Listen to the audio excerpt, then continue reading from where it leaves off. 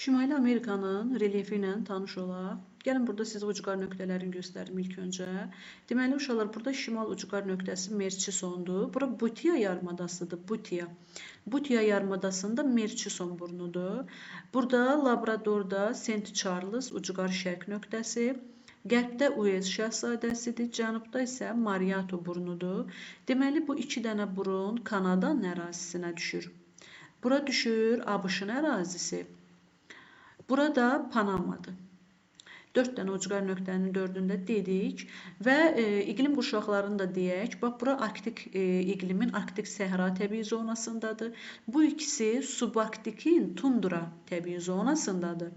Bu isə subekvatorialın dəyişkən rütubətli meşələr təbii zonasında yerləşir. Deməli, Şimali Amerika materiki deməli iki yerə bölünür relyef olaraq. Bu qərb tərəf Kordilyer dağlarıdır. Şərqi isə qədim platforma ərazisidir. Deməli qərbində Kordilyer bölünür. Burada sahil dağları var. Sahil dağları. Yuxarısında Kaskad dağları. Atlasda hamısını xəttiyə işarələyirsiniz. Aşağıda Sierra Madre'dir.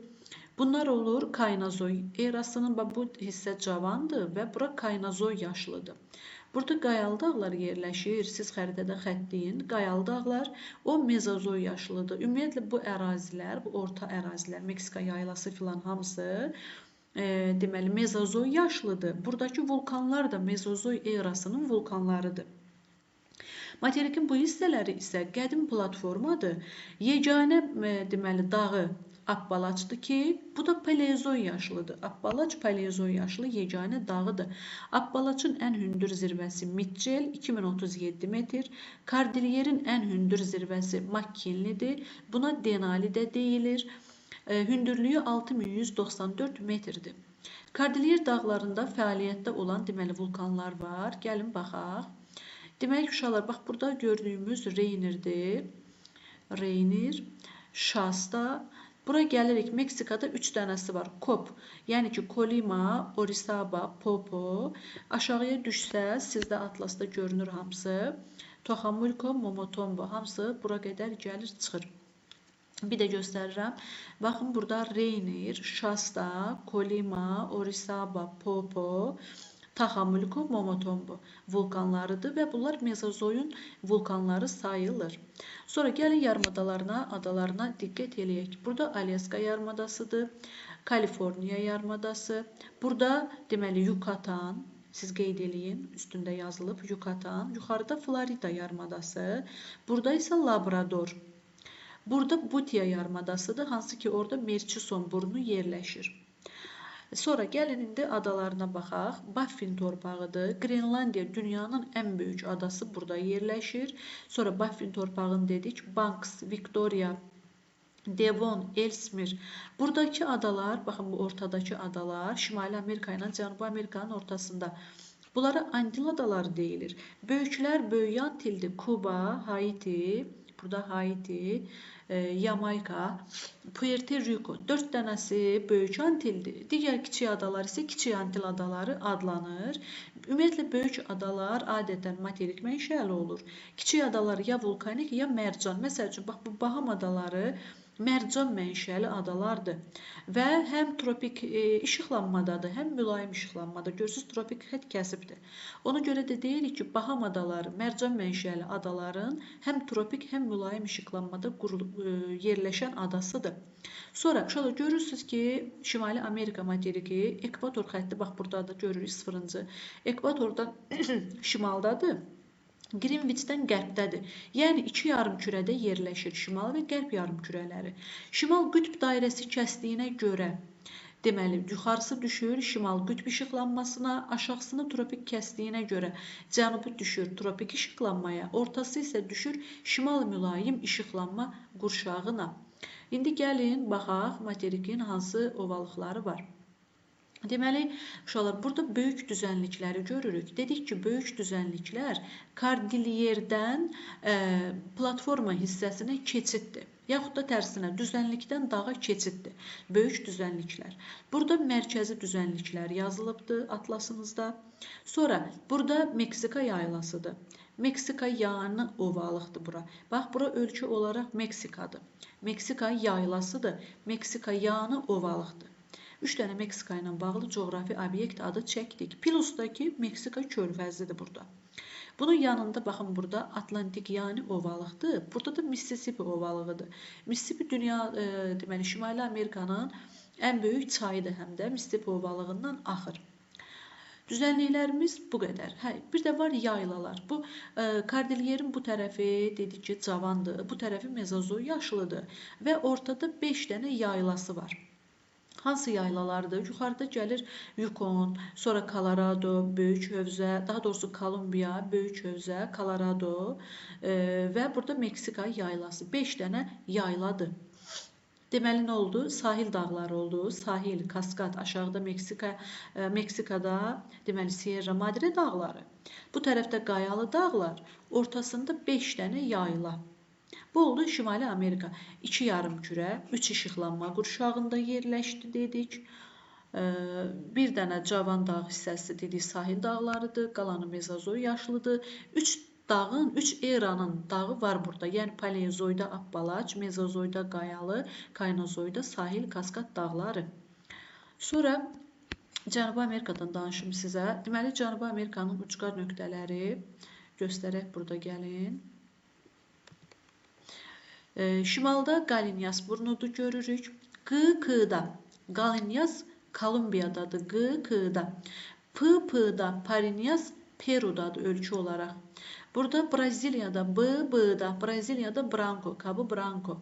Cənubda da Froyertdir. Bu da deməli düşür Çilinin ərazisinə. Argentinanın daha doğrusu. Və necə oldu? Çili, Argentina əslində ikisində də yerləşir.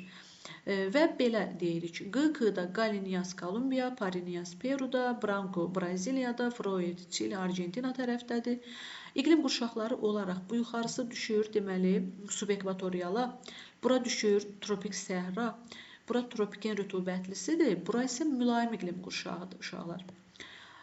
Sonra keçək Cənubi Amerikanın deməli neçə yarımkürədə yerləşir. Baxın, ekvator xətti kəsdiyinə görə həm şimal yarımkürəsindədir, görürük, həm cənub yarımkürəsində, həm də burada Qrinviç xəttidir. Qrinviçdən də solda olduğuna görə qərb yarımkürəsində yerləşir.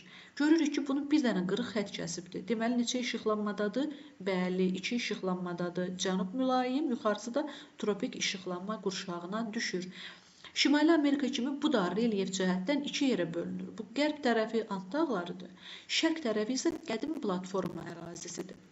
Ant dağlarının ən hündür yeri Akonkaguadır, 6960 metr, 59-da yazılır bəzən.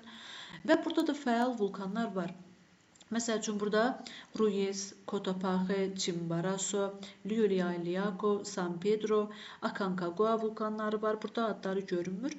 Atlasınızda hamısının adı var. Məsələn, Chimborazo sönmüş vulkandır. Llullaillaco ən hündür vulkandır, yəni ki 6723 metrdir. Sonra materikin şərqində də 6 dənə, 3 dənə ovalıq, 3 dənə yayla var. Ovalıqlar, baxın, biri Orinoco, Amazon, burada da La Platadır. Yaşıllar ovalıqdır. Qəhvəyilər, deməli, nədir? Qəhvəyilər də yayladır. 3 dənə də yaylamız var. Braziliya, Gviana yaylası, burada adı görünmür, Patagoniya yaylası. Görürük ki, relyefi sadədir. Çoxlu adası, yarımadası yoxdur. Burada bir dənə Valdes yarımadası var. Burada da La Plata körfəzi var. Və salam, belə bir ada yarımada. 2 dənə də adasının adını çəkmişdik. Galapagos idi. Hansı tabaların divergent zonasındaydı dedik. Kakos, Naska. Burada Pasxadır. Bu hansıların divergentində idi dedik uşaqlar. Deməli, Sakit Okeandan Naska tavalarının divergent zonasında yerləşir. Sonra dedik ki, baxın, Gviana yaylasında tepuilərə rast gəlinir. Tepui nədir? Şahid dağdır. Yəni ki, Kəllə-Qənd Braziliyadadır, Tepui Gvianadadır. Bunların mənası odur ki, əvvəllər dağ olublar, sonra xarici qüvvələrin təsiri ilə bu dağlar aşınıbdır, daşınıbdır. Nəyə çevrilibdir? deməli şahid dağa çevrilibdir. Braziliyada buna kəllə qənd deyilir. Hündürlüyü 300 metrə qədər olur. Rio de Janeiro, bax buradakı bu şəhərdə, ora turistik zonadır. Yəni mənzərəli qəşəng ərazi olduğuna görə turistləri cəlb eləyir. Orinoco Venezuelanın ərazisindədir. Venezueladakı da Tepui'dir. Onun hündürlüyü də 800-1800 metrə çatır. Bir dəqiqə gəlin o şəkillərini göstərim sizə. Şəkilləri olmalıdır YouTube-da. Tepui.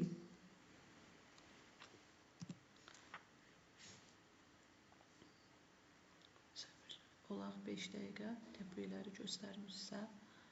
Baxın uşaqlar necə gözəldir. Çox qəşəngdir. Baxın buna. Mənzərəlidir. Bax, belə bir ərazilərdir, turistləri özünə cəlb edir. Baxın, necədir, çox gözəldir. Əvvəllər dağ olubdur, sonra aşınıbdır, daşınıbdır və iskeleti qalıbdır. Necə ki, Afrikada Əxakkartibesti, Darfur var, burada da Tepui'lər var, kəlləqəndlər var. Bir də Altiplano var. Altiplano da Ant dağlarında yerləşir. Altiplano da səhra kimi yerlərdir. Baxın uşaqlar, belə ərazilərdir və bunun xarakterik heyvanı var, lama. Bax, burada yerləşir. Deməli, Altiplanoda bitkilər bitmir, otlar bitmir, quru səhra kimi ərazilərdir. Bu da belə. Sonra danışaq gəlin, demək, Avstraliya materikindən.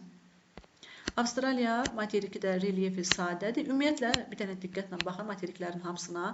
Bax, Şimali Amerika ilə Avrasiya materikinin ətrafında çoxlu yarımadalar, adalar var və bunlar girintili çıxıntılıdır. Amma yerdə qalan materiklərə baxın, relyefi necə sadədir. Çoxlu adası, yarımadası yoxdur. Avstraliyada elə eyni şəkildə. Deməli, şimalında ucqar nöqtəsi York burnudur, cənubunda cənub-şərq burnudur. Ona bəzən South East Point da deyilir və yazılır. Burada şərqdə Byron, qərbdə Steep Point burunlarıdır. Avstraliyada yeganə ölkə ilə Avstraliyadır. Relyefi iki cürdür bunun da. Şərq tərəfi böyük deməli su ayırıcı dağlardır. Qərbində isə ovalıqlar və yaylalardır. Böyük su ayırıcı dağların ən hündür zirvəsi Kostyuşkadır, 2225 metr hündürlüyündədir. Yəni ki, hündür dağ sayılır, 2000-dən hündür olduğuna görə. Sonra burada deməli 4 dənə əsas səhrası var. Baxın, tropikdən yuxarıda böyük qumludur, tropik işıqlanmada. Digərləri Hibsondur, Sipsondur, böyük qumlu, böyük Viktoriyadır. Bunlar mülayim işıqlanmanın səhralarıdır. Yeganə deməli böyük gölü Eirdir, mənfi 16 metrdir. Materikin ən hündür yeri Kostyuşkadır, ən alçaq yeri Eir gölüdür. Sonra burada bu hissəsində Nallarport düzənliyi var. Burada Böyük Avstraliya körfəzi var. Onun sahilində yerləşir. Burada Tasmaniya adası var. Bas boğazı vasitəsilə materikdən ayrılır. Sonra Yeni Qvineya adası Torres boğazı vasitəsilə materikdən ayrılır. Əsas iki yarımadası var. Baxın, testinizdə, atlasınızda var. Bura Arnavlentdir, bura Cape York yarımadasıdır. İkisinin ortasında Avstraliya körfəzi, daha doğrusu Karpentariya körfəzi yerləşir. Sonra uşaqlar, bir də burada Urulu var. Urulu çəhrayı rəngdə dağdır. Bizim Qobustan qayaüstü rəsmlərimizin yerləşdiyi əraziyə oxşuyur. Burada da qayaüstü rəsmlər var. Hündürlüyü 300 metrə qədərdir. Kiçik deməli çəhrayı dağlardır Uluru Avstraliyada. Bir də baxaq görək Ulurunun şəkli varmı? Həm də buna Eris Rock da deyilir. Baxın uşaqlar, Uluruya çəhrayı rəngdə dağlardır. Baxın bu şəkildə. Üstündə də qayaüstü rəsmlər var, dedik. Belə. Avstraliyanın da deməli ərazisinin çox hissəsi ümumiyyətlə səhralardan, yarım səhralardan ibarətdir. Əlverişsizdir, yəni bir sözlə. İki yarım kürədə yerləşir. Gördüyümüz kimi, baxın, ekvator xəttindən cənubdadır, Greenwich meridianından şərqdədir. İki yarım kürədədir uşaqlar. Ortasından tropik işıqlanma, daha doğrusu tropik xətt keçir. Ona görə bu yuxarısı olacaq tropik işıqlanma, cənubu olacaq cənub mülayim işıqlanma qurşağında. Bir də burada Yeni Zelandiya var. İki adadan ibarətdir. Şimal adası, cənub adası Cook boğazı vasitəsilə bir-birindən ayrılır və burada Ruapehu vulkanı yerləşir. Avstraliya tamamilə qədim materikdir. Burada heç bir vulkan zəlzələ müşahidə olunmur. İki okeana çıxır. Burada Hind, digər tərəfdə Atlantik okeanı. Və salam, bu qədər danışacaqlarım.